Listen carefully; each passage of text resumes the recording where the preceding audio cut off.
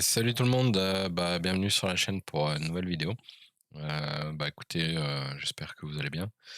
Je suis tombé sur cette information qui vient de Belgique, il y a déjà 2 jours, mais j'attendais en fait d'en savoir un petit peu plus et comment dire? Il y a rien d'autre qui est ressorti depuis, donc du coup je voulais faire une petite vidéo parce que je pense qu'elle est quand même, assez importante comment dire? Pour expliquer ce qu'on vit actuellement et qu'est-ce qui nous prépare pour la suite. Ça vient de Belgique en fait, c'est comment dire? L'espèce de conseil, d'urgence là qui a été mis en place, comment dire? Qui avait été mis en place pour gérer justement la crise Covid et cetera et du coup, ils le disent eux-mêmes, hein, voilà, face à l'urgence climatique, ils songent à utiliser une gestion similaire que celle du Covid, quoi. OK, OK. Donc qu'est-ce que ça veut dire par là? On va voir ça ensemble. Alors, le comité de concertation, super ministre, expert, code couleur, rue de la loi, on songe à utiliser le même mode de gouvernance pour tenter de forcer le pas après le rapport alarmiste du GIEC. Alors, le GIEC, pour ceux qui ne savent pas, c'est un groupe de scientifiques, etc., qui font des recherches sur le climat, etc., puis qui pondent des rapports régulièrement pour dire attention, on va tous mourir, la température va augmenter de 10 degrés, l'océan va se mettre à bouillir. Moi, j'exagère, hein. C'est juste pour dire, voilà, ils sont peut-être un petit peu alarmistes, hein, sachant que même avant le GIEC, hein, dans les années 50, on nous annonçait déjà, dans les années 2000, il y aurait une énorme période glaciaire et cetera. Voilà, bref, c'est pas nouveau qu'on nous vend cette, propagande un peu, de la peur climatique, hein. Alors attention, je remets pas en cause le fait que l'écologie va mal et cetera, qu'on surexploite la planète, qu'on la détruit, qu'on la pollue, ça je suis tout à fait d'accord. Par contre après, venir parler de un coup réchauffement climatique, après ça passe à changement climatique, donc ils savent pas trop en fait de quel côté se placer, hein, réchauffement, c'est soit ça se réchauffe, soit ça change un peu de partout. Mais du coup, si c'est un changement climatique, la planète, pendant les milliards d'années, de vie, voilà, elle a su justement, utiliser elle a su aussi passer par des cycles, quoi. Je veux dire, il y a des c'est la planète qui vit, quoi. Alors après, voilà, le la théorie la plus, répandue, c'est que justement l'homme a accéléré tout ça et cetera. Mais en fait, quand on fait un peu mieux le boulot que le GIEC, parce que le problème du GIEC, en fait, c'est qu'eux, ils réunissent leurs informations sur les 10 000 dernières années. C'est, là-dessus qu'ils se basent pour faire leurs modèles, mathématiques et cetera. Sauf que, en fait, la planète elle est plus vieille que ça, quoi, et si on remonte beaucoup plus loin, on se rend compte que justement il y a eu des cycles, que les cycles étaient plus ou moins réguliers, en fait, et voilà, c'est la planète qui se réchauffe, qui se refroidit, qui réchauffe, qui se refroidit et cetera, quoi. Bref. Donc venir encore, nous priver des libertés, venir nous dire: «Vous devez faire ci, vous devez faire ça, vous ne pouvez plus faire ci, vous ne pouvez plus faire ça», heu, pour, pour nous dire: «Attention, c'est le climat, on va tous mourir» et cetera. C'est vrai que ça ressemble un petit peu à ce qu'ils nous ont fait subir aussi avec le Covid, hein, de nous priver de nos libertés à cause d'une crise sanitaire. Du coup, maintenant, on va passer de la crise sanitaire à la crise écologique et du coup, voilà, ils ont l'air de vouloir dire qu'ils veulent utiliser le même type de gouvernance, en fait, génial, quoi. Bref, bon allez, on continue. Alors, alerte rouge pour la planète. Le rapport du groupe d'experts pour le climat, GIEC, a une énième fois tiré la sonnette d'alarme lundi. Alerte rouge pour la planète, c'est exactement la même phrase. C'est bien, ils ont fait un beau copier-coller. Le réchauffement climatique s'accélère. Ses impacts désastreux sont annoncés et l'on doute de la capacité des politiques et des citoyens de mettre en place des formules pour y remédier. Donc là, vous avez lu, hein, c'est réchauffement climatique. On verra après, c'est autre chose. Le niveau de confiance envers les dirigeants est-il suffisant? Je ne pense pas. La capacité des citoyens à réellement changer leur mode de vie est-il réel? Je pense qu'on a quand même montré qu'on était capable de faire beaucoup d'efforts justement, déjà ces dernières années, ces dernières décennies pour, justement dans nos pays, occidentaux, limiter un maximum, notre impact, même au niveau des déchets et cetera.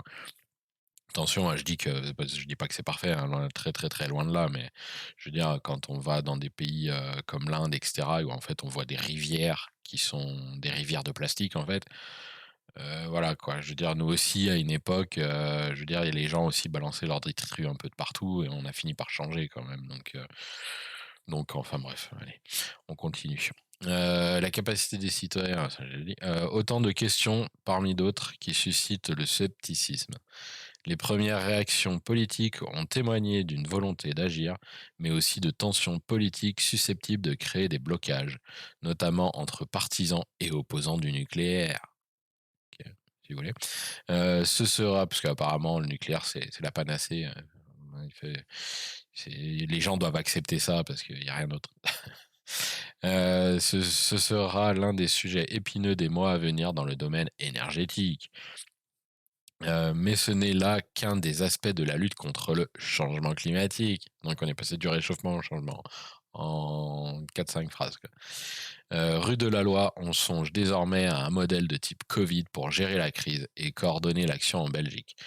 Alexander De Croo, OpenVLD, je ne sais même pas si c'est parti belge, je ne connais pas du tout, Premier ministre, a avancé l'idée lors d'un récent entretien au Morgen d'une capacité de dépolitiser le débat et à agir de manière transversale.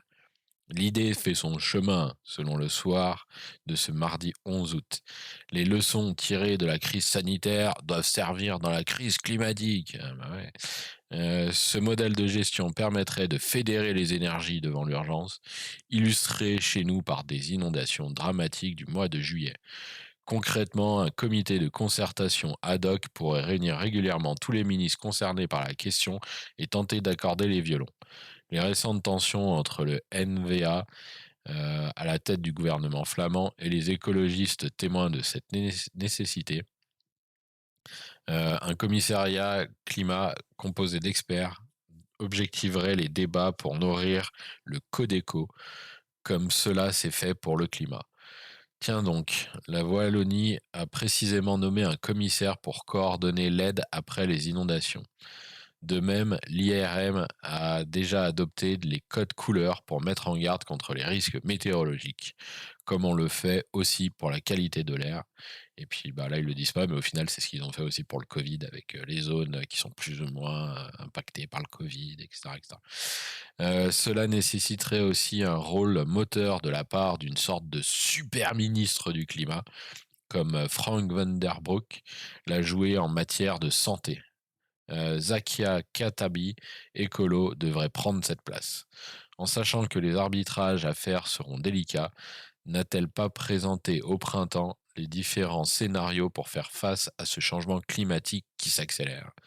Encore faudrait-il, pour reprendre une formule célèbre, qu'on la laisse faire. Pas sûr que les libéraux francophones, notamment, verraient d'un bon œil cette visibilité politique accrue. Et encore faudrait-il que la menace climatique permette des actions concrètes. Que diront les citoyens si on leur demande d'utiliser moins leur voiture ou de partir moins en vacances, comme on leur a demandé de se confiner ou de porter le masque? Voilà, voilà, voilà. Vous comprenez un peu le cheminement du truc là? Hein? Voilà, donc du coup, si on applique un peu le principe là qu'ils nous ont mis en place avec le Covid et cetera, donc nous obliger à faire ceci, faire cela. Sauf qu'au bout d'un moment, ils sont finis par se rendre compte que les gens, avaient du mal à se plier quand même. Au bout d'un moment, ils finissaient par plus écouter, parce qu'ils ont fini par comprendre qu'il y a quand même un peu anguille sous roche. Bah, on est arrivé justement avec le pass sanitaire pour forcer les gens. Alors c'est forcer les gens aussi à aller se faire vacciner, mais c'est aussi forcer les gens à se plier à un certain contrôle en fait de leurs mouvements quoi, de leurs activités, quoi. Donc si on utilise ce principe, de forcer les gens à faire des choses et cetera, mais qu'on n'y arrive pas, donc ils vont arriver avec un pass, climatique, un pass écologique, un truc comme ça, un truc dans le genre. Avec, c'est de la société du contrôle, donc en fait, on peut aller très loin avec ce genre de principe. De juste, par exemple, avoir une application sur son téléphone qui est capable, d'enregistrer, certaines données, on fait scanner un QR code comme ils font là avec le pass sanitaire, mais on peut aller beaucoup plus loin dans le sens qu'on ils pourraient, par exemple, forcer les constructeurs à équiper leurs véhicules de systèmes comment dire? De transmission de données, parce que les données, elles sont déjà existantes. Les données, quand je parle de données, c'est-à-dire la façon dont on utilise notre véhicule, le nombre de kilomètres qu'on fait par jour, qu'on à quelle fréquence on l'utilise, le carburant qu'on met dedans, et cetera. Voir justement si on fait des petits déplacements, est-ce que ce serait pas plus utile d'utiliser un vélo ou d'utiliser les transports en commun? Donc du coup, une fois qu'ils arrivent justement à avoir toutes ces données-là, ils peuvent en fait nous obliger à faire certaines choses. Par exemple, on va se retrouver avec un quota de kilomètres à utiliser dans le mois et puis notre véhicule, bah, il sera connecté à tout ça et du coup, il enverra les données justement pour dire: «Bah, voilà, j'ai roulé tant de kilomètres» et une fois qu'on atteint la limite et bah, la voiture, elle veut plus démarrer. Voilà. Le véhicule ne fonctionne plus, ben, il peut-être qu'il démarre, mais il veut plus rouler tant qu'on n'a pas, réinitialisé le quota de kilomètres, pour le mois suivant. Voilà. Alors, voilà, c'est orwellien ce que je vous dis, hein, mais je veux dire aujourd'hui on arrive justement de plus en plus dans ce système-là de contrôle à la chinoise aussi, justement, en Chine, il y a certains journalistes qui enquêtent, justement sur la corruption de l'État, des fonctionnaires et cetera. Bah, une fois qu'ils sont repérés par l'État, ils deviennent gênants, en fait. Donc on les traite comme des, citoyens de seconde zone, on diminue leur crédit social et il y en a un qui a témoigné et du coup, il pouvait plus ni se déplacer en avion ni en train. Voilà. Alors que, bah, c'est quand même son métier aussi à la base, il est journaliste, donc il a aussi ce besoin de se déplacer, un peu de partout pour, interroger justement, différentes personnes et cetera, pour faire ses enquêtes, de ses investigations journalistiques. Mais du coup, bah, là, on lui met des bâtons dans les roues parce que du coup, il avait besoin de trouver un véhicule, de se déplacer autrement et cetera. Donc voilà, s'ils viennent justement à faire passer, la pilule là avec le pass sanitaire, que les gens acceptent ce système de contrôle, qui vous dit que demain, ils vont pas étendre ce système de contrôle à d'autres, aspects de la vie commune, quoi, de la vie courante, quoi? De justement, bah, nos déplacements, nos consommations, de nourriture, d'énergie, donc d'électricité. Déjà avec le Linky aujourd'hui, on sait que, quasiment ceux qui ont un compteur Linky en France, leur installation électrique est surveillée en fait, hein, et les données sont transmises, à des serveurs et cetera. Donc ils récupèrent toutes ces données-là. Donc ils savent à telle heure combien on consomme, quel type d'appareil peut être connecté aussi. Ils arrivent même à savoir ça je pense que c'est par rapport à la charge électrique que utilise tel ou tel appareil. Et du coup, voilà, ben, je vais pas rentrer dans le détail du Linky, mais tous ceux qui l'ont déjà aujourd'hui, ils ont des problèmes. Sans parler des départs de feu que crée ce Linky chez certaines personnes. Là, non, c'est carrément les gens, en fait, ils avaient une installation normale avant avec un vieux compteur. Ils arrivaient à faire tourner plusieurs appareils en même temps et là, depuis qu'ils ont le Linky, bah, quand ils mettent un petit peu trop d'appareils, hop, ça saute et ils ont pas changé, comment dire?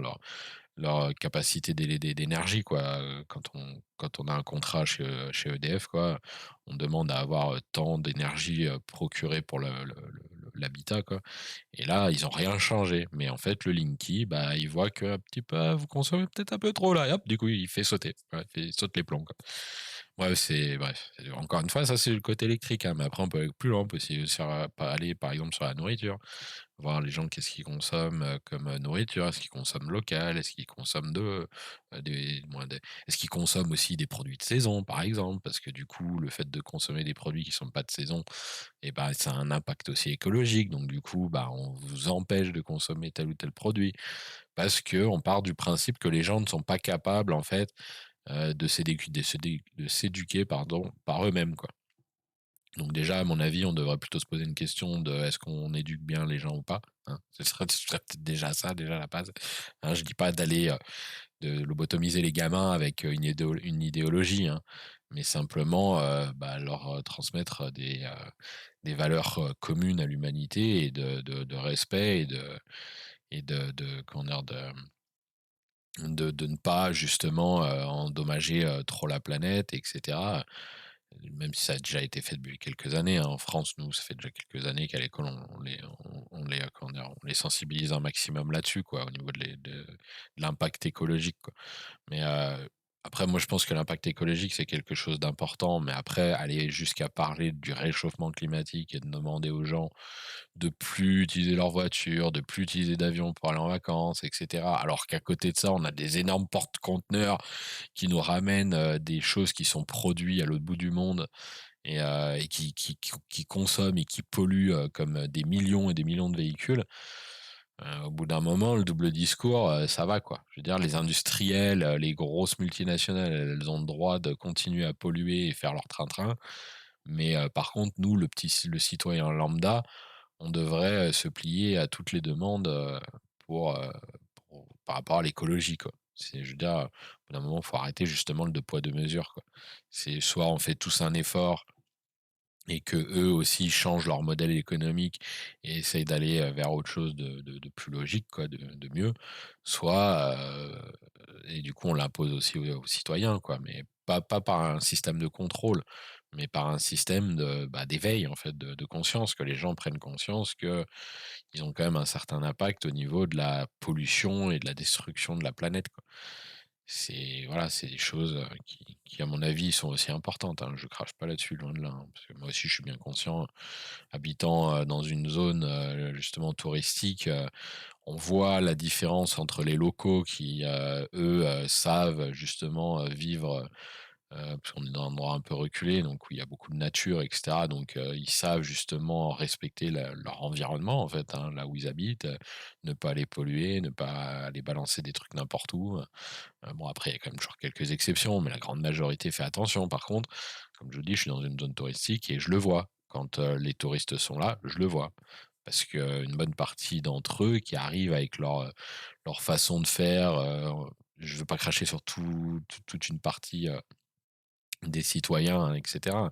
Mais je vois bien qu'une bonne partie des citadins, hein, qui sont habitués à ce que dans la rue, bah, on balance un papier, bah, c'est pas grave, il y a quelqu'un de toute façon qui est payé pour le faire, pour le ramasser et le mettre à la poubelle. Donc on se pose pas de questions, quoi. On balance son repas McDo au bord de la route, sur un parking, on s'en fout, de toute façon, il y a quelqu'un qui va ramasser. Mais voilà, ce genre de mentalité doit être combattue. Je veux dire, ça, c'est un truc de base, quoi. Je veux dire, ne pas jeter ses détritus par terre, voilà. Moi, j'hallucine aussi parce que je vois justement, des fois, des détritus qui sont à 3 mètres d'une poubelle. Hein, on va me dire, on va pas faire l'effort non plus d'aller à 3 mètres plus loin pour jeter, dans la poubelle, c'est quand même dingue, quoi. Donc voilà, je veux dire, apprendre le respect, modifier un peu les mentalités par rapport à ce genre de comportement, oui, mais après de venir aller mettre des bâtons en permanence dans les roues en leur disant v aux gens: «Vous ne pouvez pas faire ci, vous ne pouvez pas faire ça».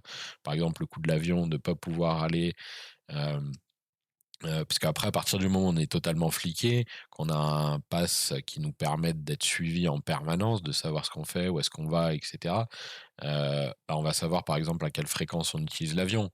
Donc on va être limité, on va peut-être avoir justement le droit à un seul voyage, en avion par an et peut-être, un long courrier et un moyen courrier et pas plus, quoi. Par contre, quelqu'un qui travaille et justement a besoin d'utiliser l'avion, lui, il aura peut-être un passe-droit parce que justement, pour son travail, il a besoin d'utiliser l'avion. Donc là, encore une fois aussi, il faut voir la logique du truc, c'est que pour le travail, un peu comme là pardon, avec le pass sanitaire qui est justement, utilisé dans les trains et cetera, dans les TGV et cetera, mais pas dans le métro, pas dans le RER. Là, c'est le même principe comme je vous ai expliqué avec l'avion. C'est-à-dire que pour le travail, donc pour la productivité, pour, justement faire tourner le système, augmenter le PIB et cetera, là, il y a pas de problème. Là, vous aurez pas de contraintes. Vous pourrez, faire ce que vous avez à faire, peu importe l'impact écologique que vous avez. Par contre, si c'est pour vos loisirs, là, si c'est pour vous divertir, si c'est pour vous-même, en fait, si c'est pour aller profiter vous d'un moment de repos, et cetera, là, par contre, vous serez limité. Là, vous serez contrôlé. Donc voilà. Est-ce qu'on veut d'une société comme ça? Moi, je n'ai pas d'enfant, donc je peux pas, voilà, je pourrais me dire, «Je m'en fous de toute façon, moi je fais ma vie, je vis ma vie, puis après je m'en fous», mais j'ai jamais eu cette mentalité-là. J'ai toujours pensé d'abord aux autres avant moi et en fait, le fait de voir justement que, bah, il y a ça qui se prépare de plus en plus, qui se met en place, Moi, je sais que je veux pas que les gens, plus tard, vivent dans un monde comme ça, du contrôle permanent, quoi.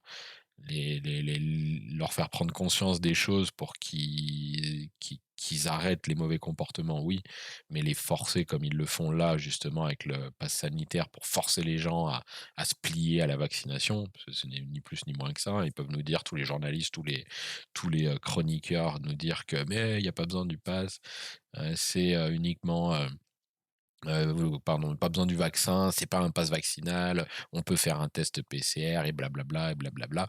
Ouais, sauf que la finalité quand même, c'est quand même d'aller se faire vacciner parce que les gens, ils vont pas aller se faire, curer le nez tous les 3 jours. Ah, là pour le moment, comme ils disent tous, hein: «Mais pour le moment, c'est remboursé». Ouais, bah, ouais, et donc du coup, vous vivez au jour le jour. Vous pensez pas à ce que justement demain, ce sera plus remboursé et que les gens, ils vont devoir payer, je sais pas combien ça coûte un test PCR, mais ils vont se ruiner tous les mois à se faire des tests PCR, 10 fois par mois dans le nez pour savoir justement, s'ils sont contaminés ou pas, quoi, et pouvoir «vivre normalement» entre guillemets, hein, parce que j'appelle pas ça une vie normale.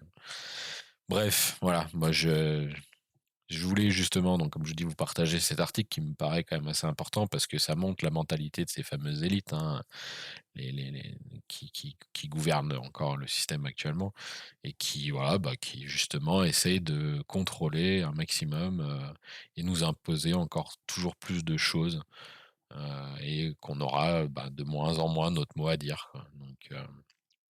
Donc voilà, je pense que tout le monde devrait réfléchir un peu à tout ça et aujourd'hui, bah, se lever, pour lutter contre ce qui est en train de se mettre en place parce que si là, les gens finissent dans un monde au contrôle total, après c'est fini, hein. C'est fini, la rébellion après, elle pourra plus avoir lieu, hein. Ce sera terminé, hein, à part peut-être, grâce aux hackers qui arriveront justement à détruire ce système de contrôle, qui est lié à justement qui est créé au niveau de l'informatique et cetera. Donc tout ce qui est créé de toute façon au niveau, en programmation et cetera, tout ce qui est créé avec un ordinateur peut être démonté par quelqu'un d'autre qui connaît très bien un ordinateur et de la programmation aussi. Donc voilà, est-ce qu'on va vers un monde où justement, il va y avoir un un contrôle total et puis il y aura des espèces de résistants hackers qui essaieront de détruire ces systèmes de contrôle? J'espère pas qu'on arrivera jusque-là. J'espère justement qu'avant d'arriver jusque-là, ben, le monde se soulèvera pour dire non. Non à un système, comme celui qui est en train d'essayer d'être, mis en place par nos élites, mondialistes. Voilà, voilà, voilà. Bon allez, vidéo de 20 minutes, plus de 20 minutes. Désolé, mais voilà, je pense que c'était vraiment un sujet important, donc je voulais justement un peu, vous donner mon avis là-dessus et puis, bah, du coup, si vous voulez aussi rebondir là-dessus, donner votre avis, n'hésitez pas dans les commentaires à mettre, voilà, bah, participer, aux échanges quoi, par rapport à ce sujet. Voilà, voilà. Bon allez, je vous laisse, là-dessus. Je vous souhaite, bah, de passer une bonne journée et une bonne soirée si vous voyez cette vidéo plus tard et puis, sur ce, bah, à la prochaine pour une autre vidéo. Allez, ciao, ciao.